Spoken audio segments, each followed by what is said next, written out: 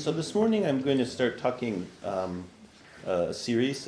Usually in the summer I try to do one or two series of talks, and I come up with a theme, and I don't know exactly where it's going to go. It's a little bit of an intuitive process for me. That's a fancy way maybe of saying make it up as you go along.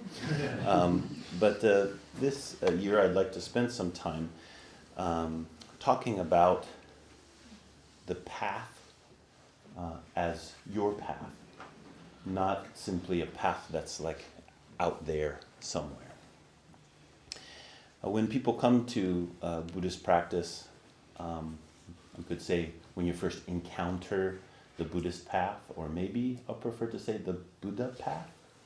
Buddhist just kind of makes it a particular religion very quickly. So if we say when you encounter the Buddha path or the Buddha way, there is this initial conundrum, which is actually a conundrum that goes throughout all of a spiritual practice or a path, but it will show up right at the very beginning. It's important to pay attention to.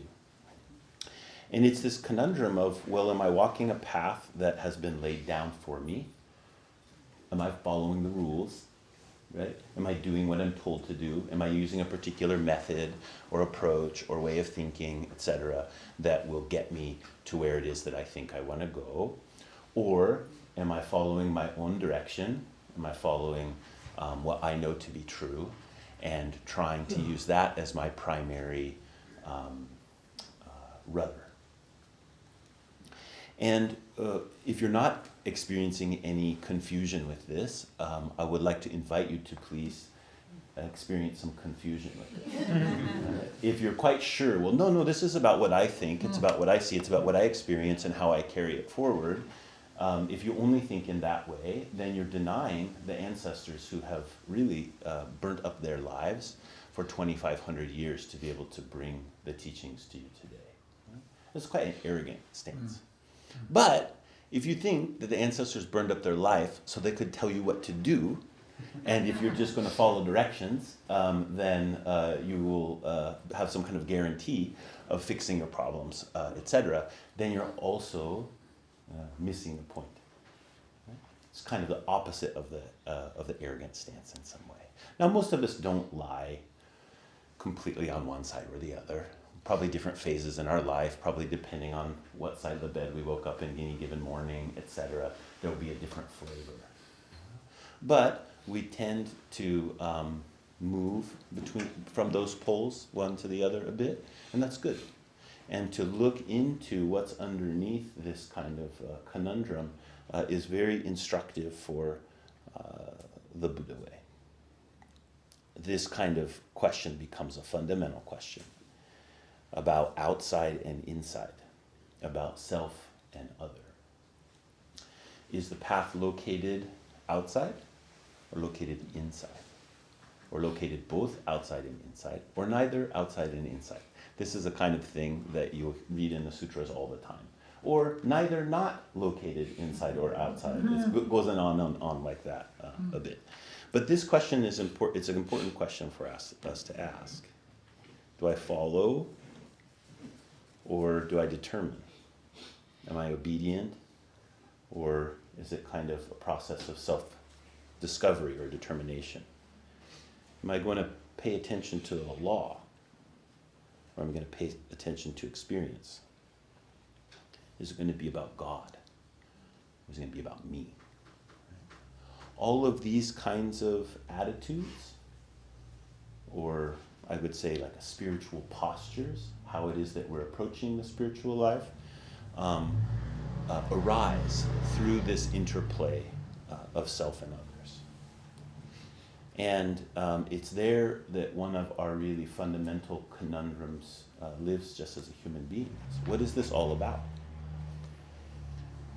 Is it about me doing what's best for me? Is it about me doing just what's best for others? Both miss the mark. And yet there is self and there are others, and we have to live out our life. Within the fabric of Buddhist teachings, right from the beginning, we can see that this is woven in.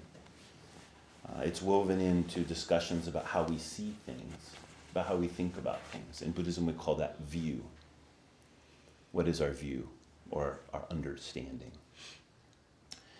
Also, it comes up in these questions about how will I act?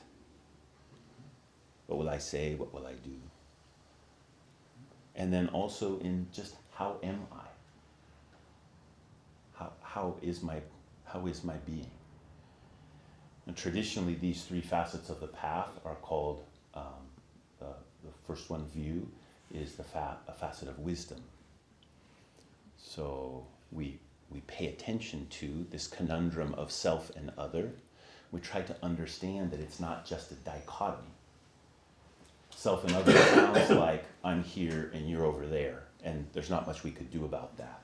It's a left and a right. It's just split apart. But all of these teachings, wisdom teachings, are telling us there is no left without right. There's no here without there. There's no me without you. Right? We can't split them apart. That there is a you and there's a me, but your you and my me completely rely on each other, or they're interdependent. So many teachings about, from that standpoint of view, or wisdom teachings. And then there are many teachings about how we should enact that in our life. What's the right way to survive in this world, right? Livelihood. What are good things to do? What are bad things to do? Based on this inseparability of self and other. And then there's just simply, how am I?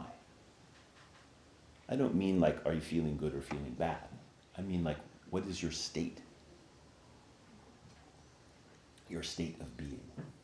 In Buddhism, we refer to this as a facet of concentration, or the facet of mindfulness, or the facet of consciousness.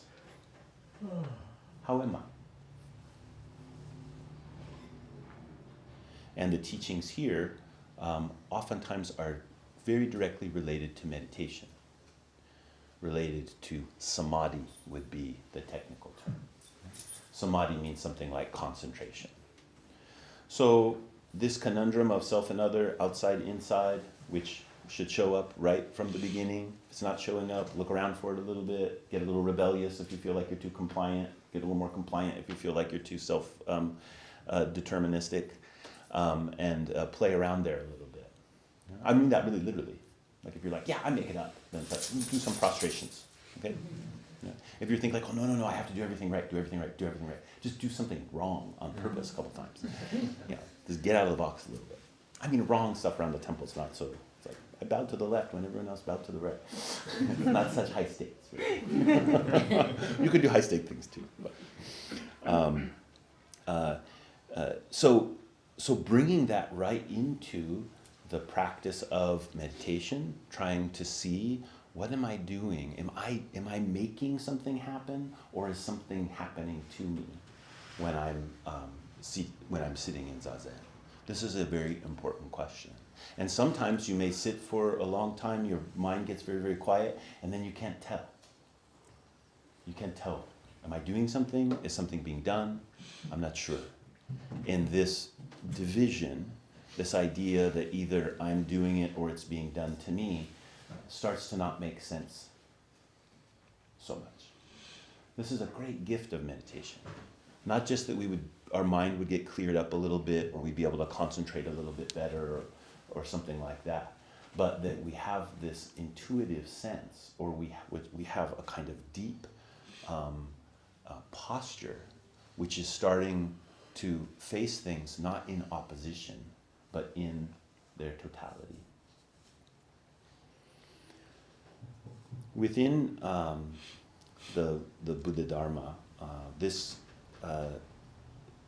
teachings that are directed right at this conundrum I'm bringing up are plentiful. There's a term in Buddhism, in the Japanese pronunciation would be jiyu horaku. Jiyu, ji means self, jiju, jiju. Ji means self, ju means to receive. Ho means dharma, and raku means joy. And there's a story that as the Buddha Shakyamuni practiced for many, many years, finally found his place there underneath the Bodhi tree and sat upright for a very long time until the very depths of his being and the cosmos opened up. And we call that his great awakening. And it's said that right at that point of his great awakening, there was the self-receiving of the Dharma joy. That the Buddha simply sat in complete contentment, and that the Buddha as an individual and the cosmos were no longer two. And that the enjoyment of that was the totality of self, not a self that has an other, not a Buddha that was an individual self underneath a Bodhi tree in a cosmos of others, but a self which had no other. And that the receiving of that, or we could say the receptivity that is that self without an other, was simply his experience of Dharma joy, or great Dharma ease, we might say as well. Now from this teaching, there's many kind of, what would you call, I don't really like to use the word theological teachings, because in Buddhism we're not focusing on theos or God.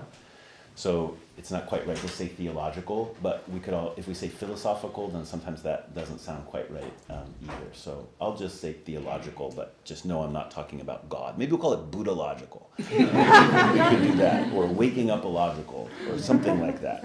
So many of these teachings, which are they're intellectual in a way. They're looking at what was the significance of that Buddha simply being a self that has no other, and the great joy of the Dharma of that, or of the truth of that. And through these teachings, this kind of thing, this kind of explanation came forward. That there are two aspects, and usually these aspects are referred to as aspects of light. That joy, the Dharma joy of the Buddha, is referred to as light. And these two aspects of the light are, one, that in the samadhi or concentration or beingness of a self that has no other, it is just like a jewel illuminating itself. That the Buddha's body, the Buddha's mind, the Buddha's heart is just simply luminosity without other. Notice this is slightly different than saying oneness, which I'll get to in a little bit here. So that's one aspect, right?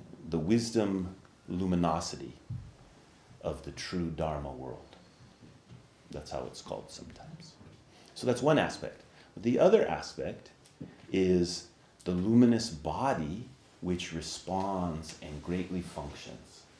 So if there is this body of luminosity of the Buddha, then that luminosity has an effect. It has an embodiment. It responds to all manner of causes and conditions freely. Its selfness with no other means that it can't help but respond in every moment with that luminosity to whatever there is, because none of those things are others. And because they are not others, they are simply the awakening of the Buddha. So this kind of Buddha-logical teaching became very strong in Mahayana Buddhism. And it's really beautiful expression. If your mind is inclined more towards the philosophical or the visionary or the theological, these kind of teachings are really gold. They will orient you. Because in your mind, there are certain ways you think and regard things. And these kinds of teachings help to rearrange those. If someone were to tell you that actually the whole cosmos is the body of a Buddha, which is exactly what Mahayana Buddhism says, Vairocana Buddha, the great Sun Buddha, sometimes called in the way that it's written in Chinese, this Tathagata, this thus come one that comes as the whole universe, as light, that's actually what this all is. has a deep kind of impact if you think about it. But the question would oftentimes come up in that would be, then why do we do anything? Why practice? Why do anything at all? It's already light. Well, the reason is because if it is already light, how do we behave accordingly? In a way, we could never behave in any other way other than the expression of the light. That's true. But how's that feel? How's that going for you? That would be the question. Kyogen Carlson Roshi, very important founding person, priest, teacher of this temple. I love, he used to say, well, everyone has exactly the same relationship with gravity. And this is true with the Dharma too. Everyone's relationship with the Dharma, with this light, is exactly the same. No one has more, no one has less. Right? Just like with gravity, everybody's relationship is the same. Right? But some people dance, some people fall down. Right? Any given person sometimes dances and sometimes falls down. So this gives rise to the path. How are you going to be with gravity? How are you going to be with the Dharma? How are you going to be with this great luminous body of the Buddha? Our school goes a bit further. It's not just the Buddhas for which this is true. It's not just this very huge Buddha called Vairocana, that is the whole universe, for which this self that has no other functions. In our school, it is taught that this very body, your very body, heart, also have this exact same dynamic. That really, your state of being is one in which there is a self that has no other. And yet, again and again and again, we make up a story of an other that then makes up a story of the self. And in our school, we say that is not essentially a problem. That is just us reifying the dynamics of the cosmos. We don't know how to truly trust that the self and the other are not separate. And so as we reify them, our whole life unfolds. Hopefully it's a little bit more like a nice Sunday drive and a little bit less like a meat grinder. But that's where the practice is. It's not some question about whether the light is part of our being or not part of our being. It is us. But then how will it get played out? When I meet an other, I meet the light. But I can't then simply ignore the other because I've called them light. Their light makes me light. Now I have a different kind of question to ask. I'd like to read a little bit from a piece of writing from the founder of our school in Japan, Dogen Zenji. And this is, I call this the Hallelujah section of a piece of writing of his called the Bendo. It's really the Hallelujah section of all of his writing, I would say. If he was going to be a Sunday morning preacher like me, I think this is what he would say. So I'll just read a couple paragraphs. When one displays the Buddha Mudra with one's whole body and mind, sitting upright in this samadhi even for a short time, everything in the entire Dharma world becomes Buddha Mudra, and all space in the universe completely becomes enlightenment. Therefore, it enables Buddha Tathagatas to increase the Dharma joy of their own original grounds and renew the adornment of the way of awakening. Simultaneously, all living beings of the Dharma world in the 10 directions and 6 realms become clear and pure in body and mind, realize great emancipation, and their own original face appears. At that time, all things together awaken to supreme enlightenment and utilize Buddha body, immediately go beyond the culmination of awakening and sit upright under the kingly Bodhi tree. At the same time, they turn the incomparable great Dharma wheel and begin expressing ultimate and unfabricated profound prajna. There is a path through which the Anuttara Samyak Sambodhi of all things returns to the person in Zazen, and whereby that person and the enlightenment of all things intimately and imperceptibly assist each other. Therefore, this Zazen person without fail drops off body and mind, cuts away previous tainted views and thoughts, awakens genuine Buddha Dharma, universally helps the Buddha work in each place, as numerous as atoms, where Buddha Tathagatas teach and practice, and widely influences practitioners who are going beyond Buddha, thereby vigorously exalting the Dharma that goes beyond Buddha. Anyway, it goes on. This is, again, referred to as the Jijiyu Zammai section of this work called the Bendowa. Jijiyu Zammai means the self-receiving and employing samadhi. Okay? It is this samadhi, or this state of being, of a self that has no other.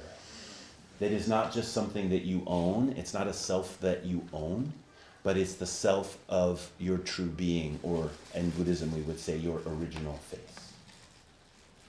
So this kind of teaching is encouraging us. It's encouraging us to engage this Buddha mudra. So mudra people usually think about as a kind of hand gesture. This mudra that we make while we're sitting in Zazen, called the cosmic mudra. But really mudra means any form. So the form of the body that we take in Zazen, this is a mudra.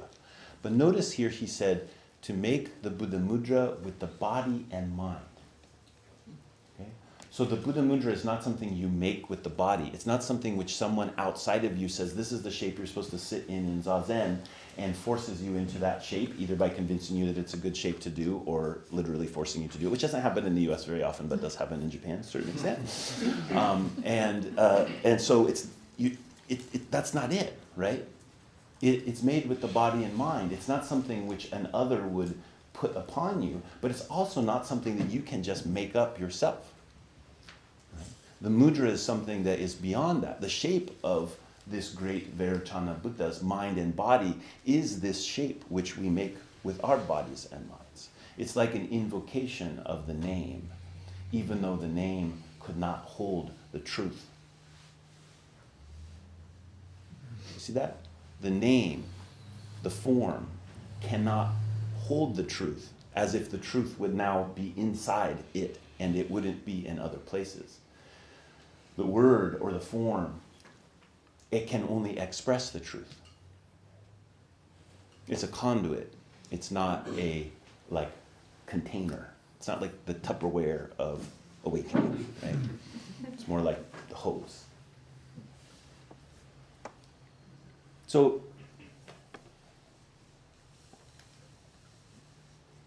the way I'd like to encourage you this morning, with your whole life, but particularly with this practice of Zazen, whether you do it for long periods of time or short periods of time, whether you do it often or not so often, rather than thinking about it being something that you're doing, or think about it as something which you're just doing something that someone else told you to do, I'd like you to think about it as a kind of listening.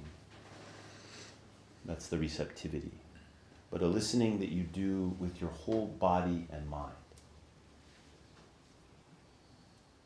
So your body is not just taking a shape. It's like asking a question with your body as you put your hands together, as you explore what it means to be upright, as you find some measure of quietness. And you listen, of course with your ears, but with your deep mind. It's like sitting by a very subtle gateway. In this case, subtle could mean something like dark. Like you can't just see the gateway, but you know it's there. Maybe it's like sometimes, have you ever been out camping at nighttime, and maybe you're by a river, which is always nice to camp by a river, and then maybe there's a bridge. Did you ever go sit sit down by the river and there's a bridge, and there's kind of this threshold there. Things are dark, maybe you can't see so well, but there's this gate. And it's wondrous, and you can feel that it's wondrous. You know. By wondrous here, I mean that it's beyond the way I'm normally thinking about things. And maybe you just sit there quietly for a while and appreciate the stars or the moon as it comes out.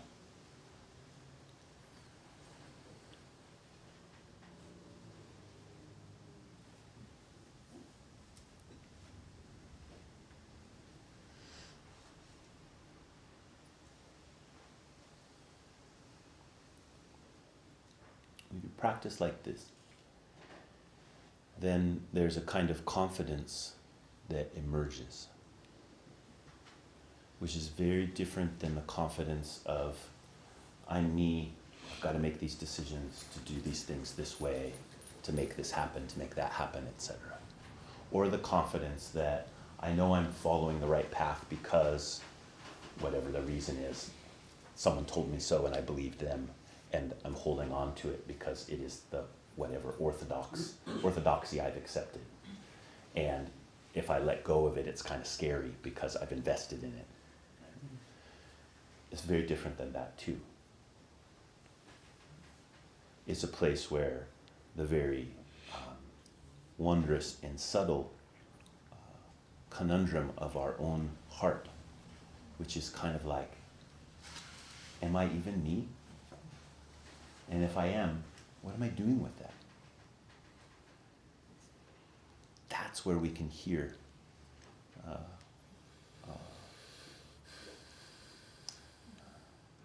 something about our own uprightness and what it is that is ours to do.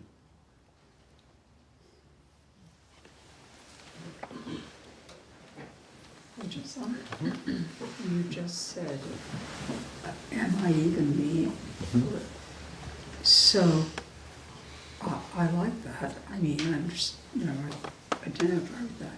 But then it strikes me, if I'm saying, am I me?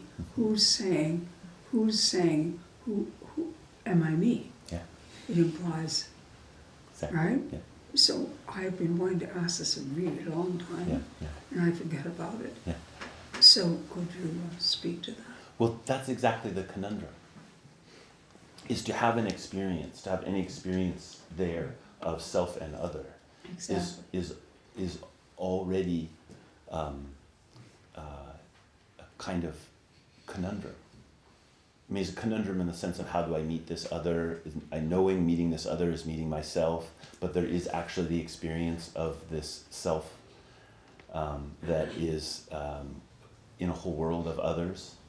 And so then when I bring into the question of, am I even myself? That conundrum continues. If it wasn't a conundrum, it wouldn't continue. It would just be resolved there. But that becomes the gateway. We're too quick in spiritual pursuits to try to shut that down. The conundrum. Yeah, exactly. And so we go for an ultimate position, which theistic traditions then usually would say God or whatever terms they use for the Godhead, and everything becomes subsumed in the Godhead. So that's one way to deal with the conundrum. The other way, I mean, there's many, many ways, but these are the two main ways. The other way is like, no, the sanctity of the individual self is ultimate, and that becomes like the reified self. And so Buddhism is saying that both of these are kind of avoiding the really important avenue or the vein of the conundrum, which is, yes, I have a life, I'm here, I'm born and reborn. And that's happening again and again and again and again, but I'm not exactly in control of all that. Right. And so what is there to be done in that situation? So I guess that always is for me, who is asking? Mm-hmm. We are.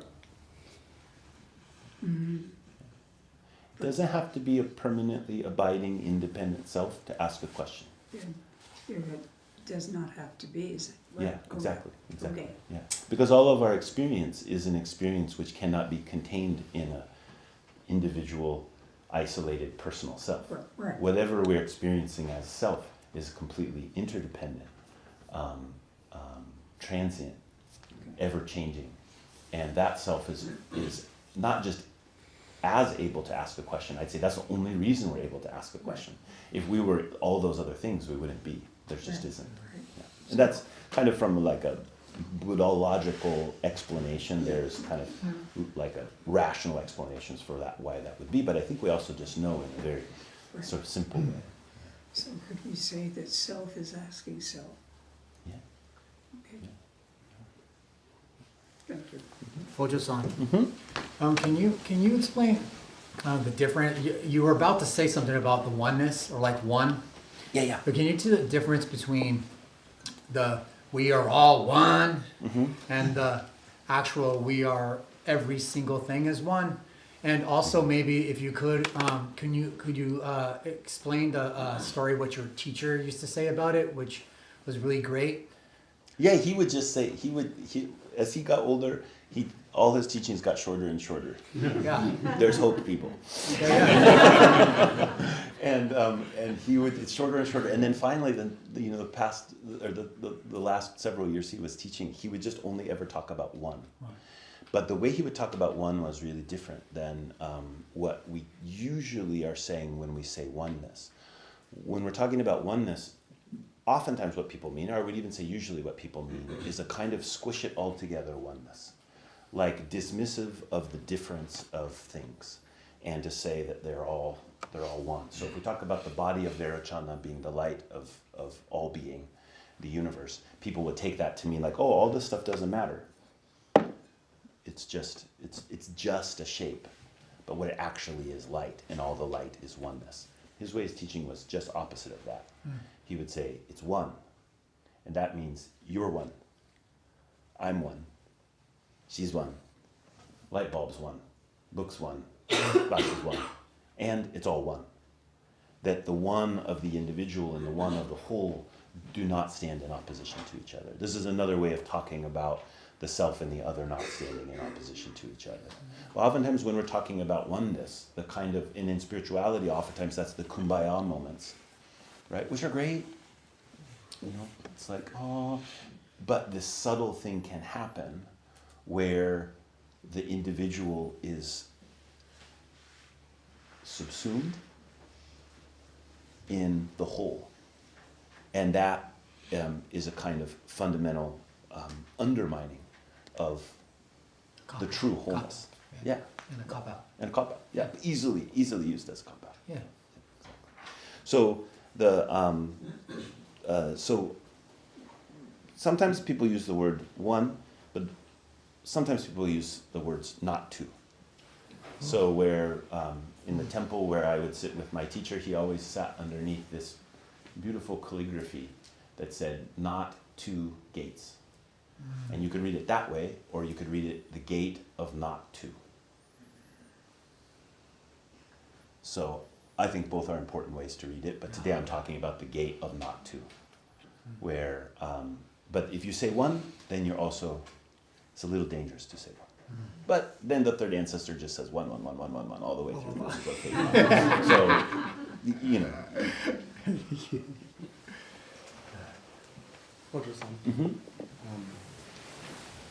For many years of practice, I've had the hope that the deeper we study this conundrum and act from the study of this conundrum, that like good things would happen, or that better things might happen in my life, in my family, in my community. And that hasn't really been the case. I think that it's like this question sometimes people ask, would you prefer that good things happen or interesting things happen?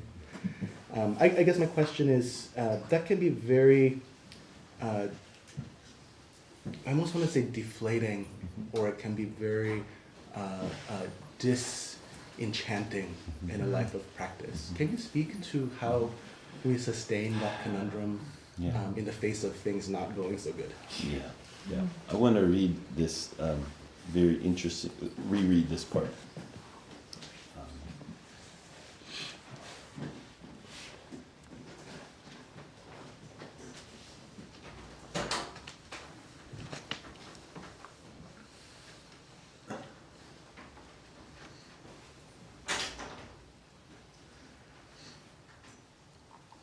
I think I just made up something that's not in there. But this term was in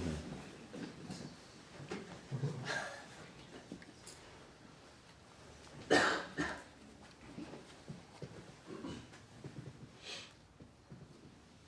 So it's same meaning, but I had created it. It might be somewhere else in the text.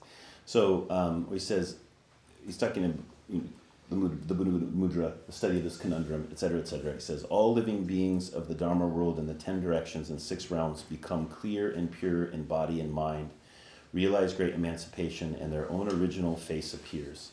At that time, all things together awaken to supreme enlightenment and utilize Buddha body, immediately go beyond the culmination of awakening and sit upright under the kingly Bodhi tree. So, if this awakening is an awakening that has no other, what good thing and what bad thing could happen?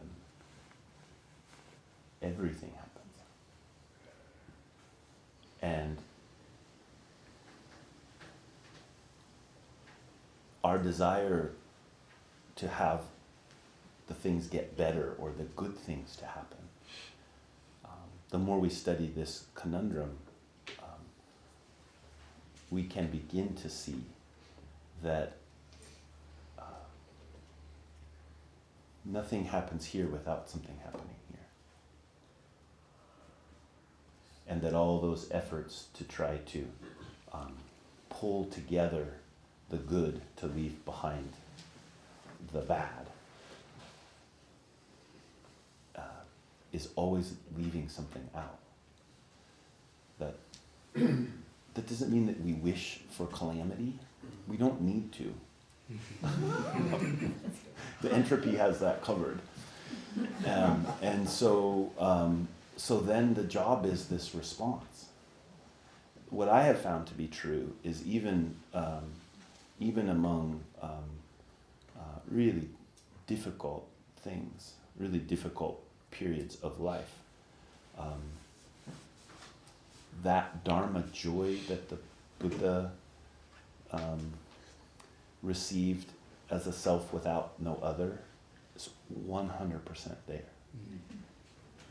And as we develop a taste for that, then that's very encouraging. And I believe that's why, although our lives are difficult in many ways, they pale in comparison to our ancestors. I mean, just not even in the same.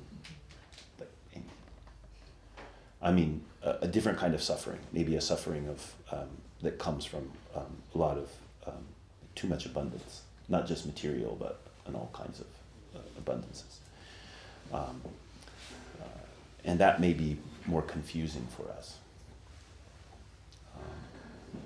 because the taste of that Dharma joy may just get kind of smushed together with all the PB&J world that we live in. Lots of fat, lots of salt, lots of sugar, just all the way through. Yeah. Not sure that was an answer.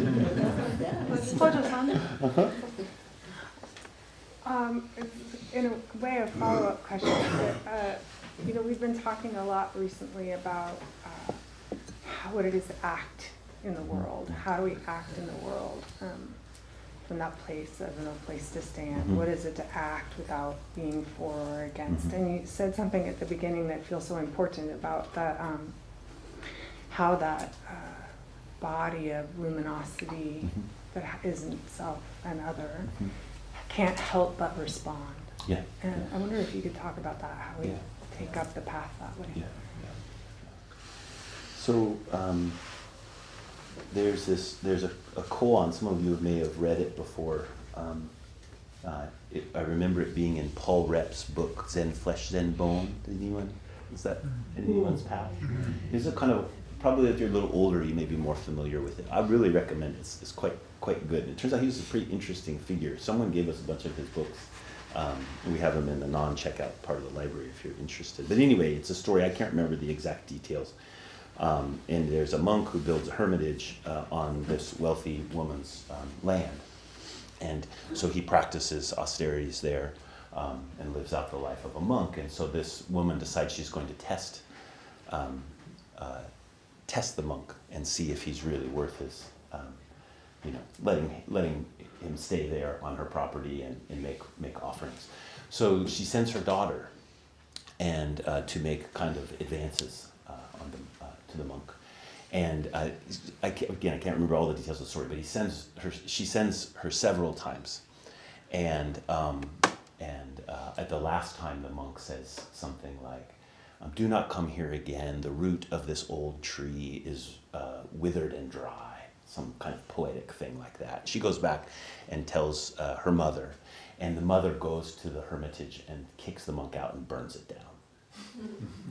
And she said something like, "I thought he was a real monk, but he's not." Passion. That passion is there's great deception in passion. And it's also where it's our interpretation of response. So if we can follow that passion without simply indulging it, what we'll find is that movement is not only inevitable, but that our intention is what's carrying the movement all the time. It's not a matter of what am I going to do in response to X, Y, or Z, although those questions are important, but to answer those questions, that's where the answer can come from. Fundamentally, how will I live? All that I experience is not separate at all from my intention. And to know our own passion is this very tricky process in that regard. So, what was the monk's mistake? He thought he could just cut off the root. You cut off the root, the tree dies. So, don't cut the root. But the root will also grow all kinds of problematic limbs. And so, what kind of pruning is involved in really caring for the tree? That becomes the kind of question. And I don't believe that this is simply an individual act. So sometimes what I'm saying, something like what I'm saying now, gets interpreted as it's up to each individual person, and that becomes the way that we can talk about it. And while I believe that's true, and organizationally, oftentimes we need to make that a boundary where we say, okay, within this organization, this way it's going to be up to individual people. We're not going to do something collectively on this. I think that's all can be wise, but it's not the point. Actually, the deep collectivity of our action is something beyond our concept of it. We can't help but be doing things collectively. So that's what we should be paying attention to on a more fundamental level. I think that's also why oftentimes movements don't really ever catch fire, because people they have an idea that is something that's moving through people collectively, but for whatever reason they don't know how to, it doesn't form up in a way that people's mirroring of each other's deep intention happens. And then it kind of, turns into something else where it just sort of flattens out. Mm-hmm. Sometimes I think that my favorite delusion is creating categories. And so when I sit and do like a loving kindness practice, then I can put things at a distance where they feel safe, and then see, oh yes, if Donald Trump is far enough away from me, then I can see his Buddha nature. Yeah. and everybody sort of falls, or everything falls in between there. And so I'm wondering if you can maybe offer a next step into saying like, well, what if you're close enough to harm me? What if you're close enough for me to feel the cruelty? How do I work with that? So, what was that song? From a distance? Wasn't it from a distance? There's harmony. From a distance. I come think about that sometimes. Yeah, it's like the ultimate. What do you call that when you just zone out? And you disconnect from your. Dissociation. Yeah, it's like the dissociation anthem. Anyway, so I think it's very helpful to have those categories or in one aspect of the practice. So to be able to keep the being that is difficult in a category that's far enough away that you can then do a practice which brings loving kindness. That's great. It's really important. But part of what the distance is a kind of boundary. It's a kind of recognition that there is a place where we meet, or in this case, we don't, because it's far enough away. As those things get closer to us, then the practice is about what is that place that we meet. That place that we meet is a boundary, and the boundary. This is why I'm always talking about oneness is kind of a problem, because usually we're thinking those boundaries are false because there's oneness. But the oneness that we're talking about here is more like cellular, like a body has cells in it, and the cell walls are really important where they're touching up against each other.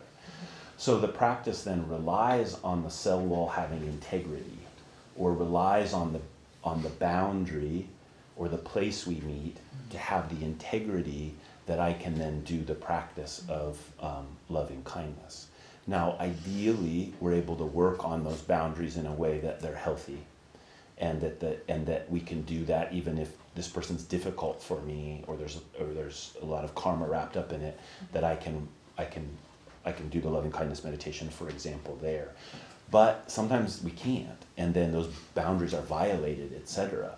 We still want to do the loving kindness practice, but be really careful that you're not trying to wipe the boundary away. There has to be a recognition that the boundary's been violated. If you don't recognize the boundary's been violated and you try to do the loving kindness practice, you do this kind of thing where you're just erasing the boundary, trying to pretend like it's okay. And it's not. The boundary is really important. The boundary, the healthy boundary, is the wholesome expression of the totality of things. And we want to, and this maybe goes a little to your question, Jacqueline, is that we should also be cultivating those wholesome conditions. Right? It's not just that we say it's all reflecting all, and so it doesn't matter too much how things turn out. It's actually, we should be trying to make the path of awakening the most accessible to ourself and to other beings. But that's very tricky there, and it's really easy to bypass our own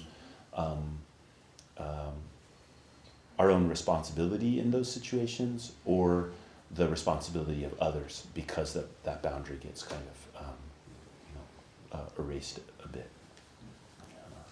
And I get the sense that you know how to be fierce, and so I would. I don't know why I think that, but I get the sense. So don't be afraid of that. That's the other thing people do in the spiritual practices is they think that the fierceness is not really like a spiritual path isn't supposed to be have a fierce side to it. Super has a fierce side, right? All spiritual paths do, and that part of it, that the loving kindness practice may really rely on the immovable Lord practice, which is the Fudomyo is the personification of that, and he's quite he doesn't look like the face of loving kindness that we normally would think. One tooth up, one tooth down, encircled in flames, big sword, like I will not move, usually sitting on a rock that's like the rock of the earth. And so that kind of energy is equally as important. And really, if we don't have it, the other one becomes kind of impossible. But if you think that Fudomyo is just like a brutalist, that's not the case. Actually, it's total softness, which allows for Fudomyo's immovability to be there. So, come together. Question. What's the difference between skill and passion, especially if there's no real desire? If there's just this kind of, everything's just what it is. Mm-hmm. So how do we see passion, or are we just using skill to get along sometimes, or we Yeah, exactly. do? I think it's very common that we get good at doing our life, right? Good enough, and in that goodness of doing our life, we replace passion or deep intention with our capacity to make things run smoothly. And that's not a great trait. So what do we do in that situation? I would say listen more deeply, but I would also say there's probably risks that could be taken. And what are those risks? Then kind of becomes the question. Do I really want to just keep this going? That could be a question that we might ask ourselves. And what are the things I'm just keeping going? Oftentimes there's fear underneath all that. We're just trying to keep the thing going because we're like, if I don't, then what's going to happen? And our fear's kind of our passion's kind of entrapped in the fear. But we can't really see it because there's a fear, and then there's all the things we're doing to keep it all going, to not feel the fear, which are passions inside it in some way. So a little negligence in that realm can help pop the seed. Right. Yeah.